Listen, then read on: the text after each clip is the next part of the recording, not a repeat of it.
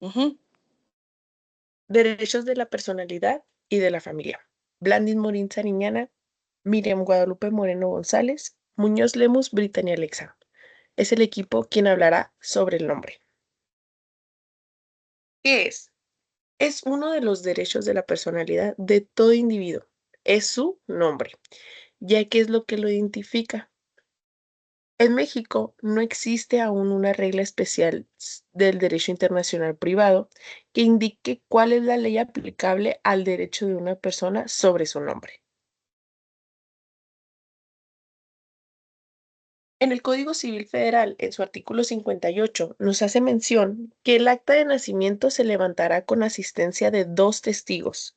Contendrá el día, la hora y el lugar de nacimiento, el sexo del presentado, el nombre y apellidos que le correspondan. Asimismo, la razón de si se ha presentado vivo o muerto. La impresión digital del presentado. Si éste se presenta como hijo de padres desconocidos, el juez del registro civil le pondrá el nombre y apellidos haciéndose constar en esta circunstancia en el acta. También podemos ver que en el Código Civil del Estado de Chihuahua, en su artículo 60, nos hace mención que el nombre está constituido por el nombre propio, primero y segundo apellidos. Para la asignación del nombre propio se observarán las siguientes. En la fracción primera no podrá integrarse por más de dos sustantivos. En la fracción segunda no se constituirá con palabras denigrantes de la personalidad. En la fracción tercera no se empleará apodos y en la fracción cuarta no podrá constituirse con números. Los apellidos corresponderán por su orden, el primero del padre y al primero de la madre. Y por otra parte, también podemos ver que en el Código Civil del Distrito Federal, en su artículo 58, nos dice que en el acta de nacimiento de cada persona debe quedar inscrito el día, hora y el lugar de nacimiento, el sexo del representado, el nombre y apellidos que correspondan. Es decir, desde este momento se adquiere el derecho a su nombre, el cual puede ejercer conforme a su ley personal, nacional, domicilio o según el sistema que rija su estatus personal. También la Convención Americana sobre los Derechos Humanos nos habla sobre el derecho al nombre. En su artículo 18 nos dice, toda persona tiene derecho a un nombre propio y a los apellidos de sus padres o al de uno de ellos. La ley reglamentaria la forma de asegurar este derecho para todos, mediante nombres supuestos si fuera necesario. En el caso del nombre de una persona o de familia, no existen problemas complejos, porque puede constatarse de manera simple.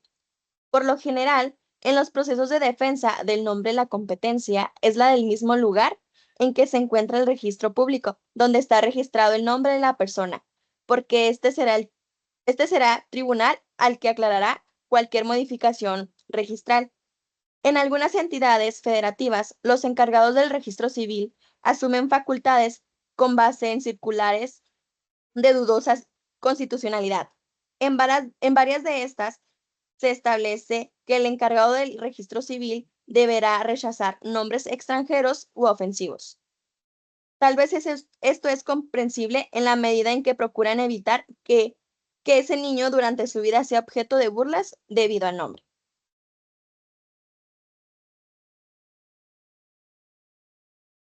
Respeto al nombre.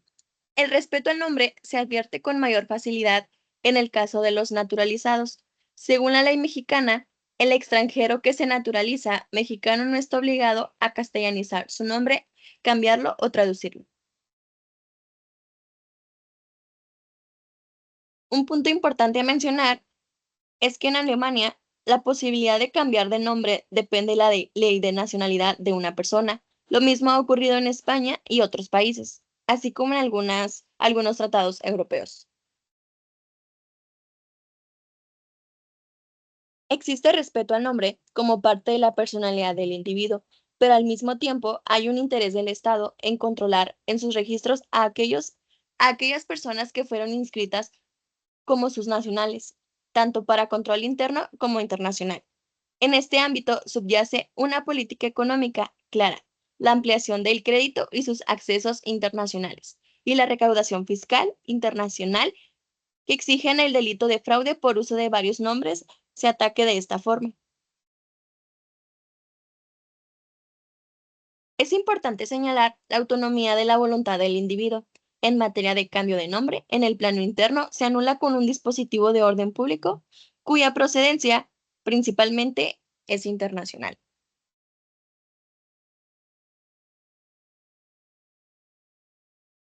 Ahora bien, el, conforme al Código Civil del Estado de Chihuahua, la rectificación, modificación o nulidad de las actas del Estado civil se comprende en su artículo 130, inciso D.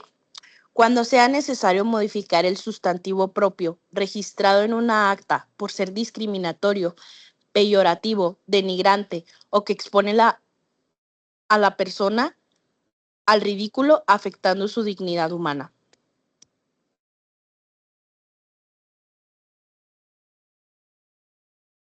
Por ser parte de la personalidad del ser humano, el nombre está incluido dentro del Estado civil.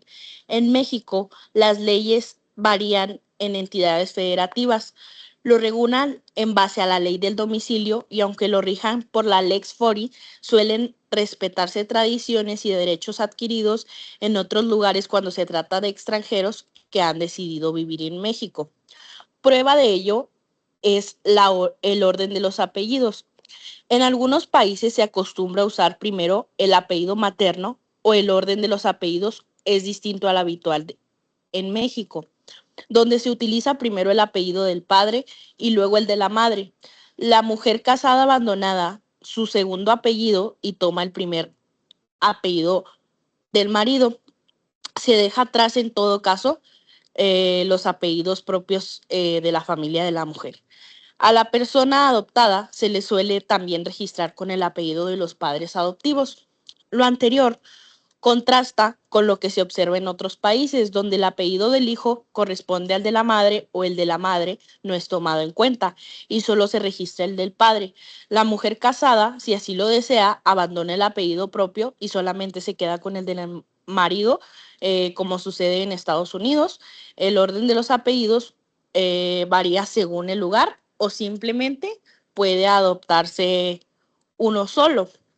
Entonces, en este caso, se adquiere el nombre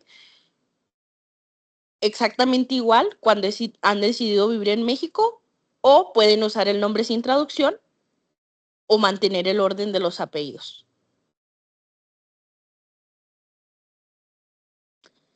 Simplificadamente, los problemas del tráfico jurídico son escasos o inexistentes. Realmente no es un problema que sea tan destacado. Cuando es destacado o cuando llega a surgir, existen tipos de convenios. En algunos países se han celebrado convenios relativos a los cambios de apellidos y nombres. En la Unión Europea se obliga a no conceder los cambios a súbditos de otro Estado suscribiente, solo en los casos que fuera súbdito.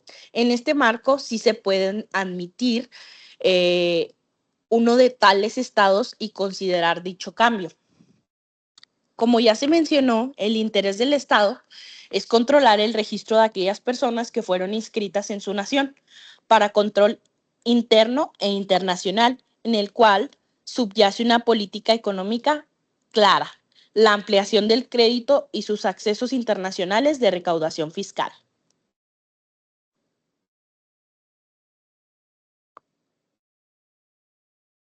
Los convenios sobre la ley aplicable a nombres y apellidos se determinarán por la ley del Estado del cual dicha persona sea nacional. Solo para ese efecto, las situaciones que dependan los nombres y apellidos se apreciarán según la ley de dicho Estado. Asimismo, existe un convenio relativo a la expedición de certificados de diversidad de apellidos, documentos que permiten facilitar la prueba de identidad de las personas, en el cual se tiene como objeto hacer constar que los diversos apellidos que en él figuran designan según la legislación diferentes a una persona. México no es parte de ninguno de los tratados. El orden de los apellidos realmente no ha sido regulado en el ámbito fiscal. En México, el orden de los apellidos no ha sido regulado y por efecto, un ejemplo de esto es un brasileño que se aplica primero el apellido de la madre y luego el del padre, es cambiado en el Registro Federal de Causantes Mexicano. Aquí puede surgir un problema.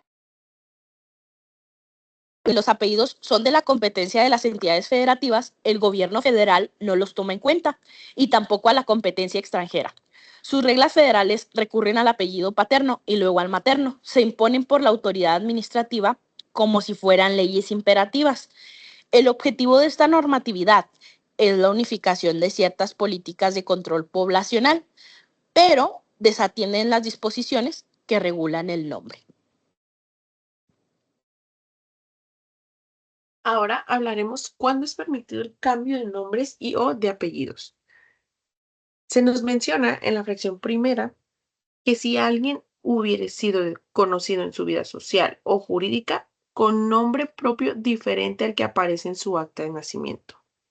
En la fracción segunda nos dice, cuando el nombre propio puesto a una persona le cause afrenta, sea infamante o lo exponga al ridículo. Fracción tercera, cuando la persona tenga su nombre propio o apellidos en lengua diferente al castellano, puede solicitar judicialmente se castellanice. Fracción cuarta, en los casos de desconocimiento o reconocimiento de la paternidad o maternidad y de la adopción. En la fracción quinta nos dice, en el caso de homonimia que le cause un perjuicio, podrá pedirse al juez competente del lugar donde esté asentada el acta de nacimiento. Se autorice transformar el primero de los apellidos de simple a compuesto o de compuesto a simple. Fracción sexta, cuando en el acta de nacimiento se cometió algún error en la atribución del nombre o de los apellidos. Y fracción séptima, cuando en el acta de nacimiento deban enmendarse errores en la ortografía de los apellidos o en la del nombre propio.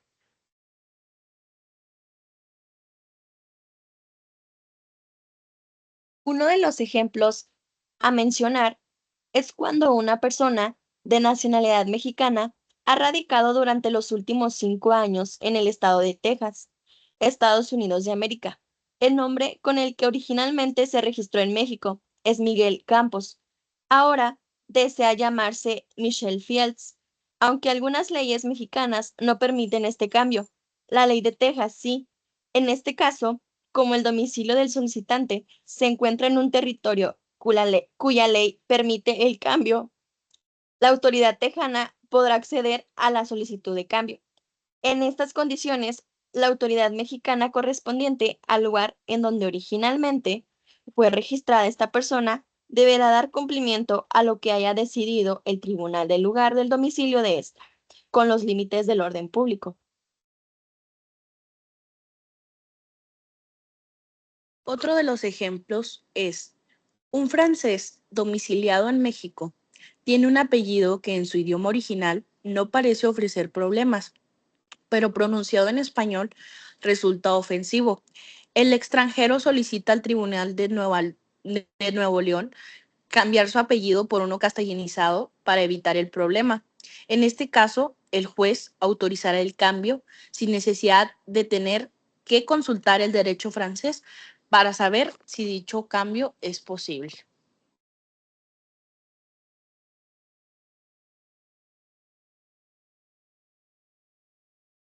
Nosotros somos el equipo que habló sobre el nombre. Muchas gracias.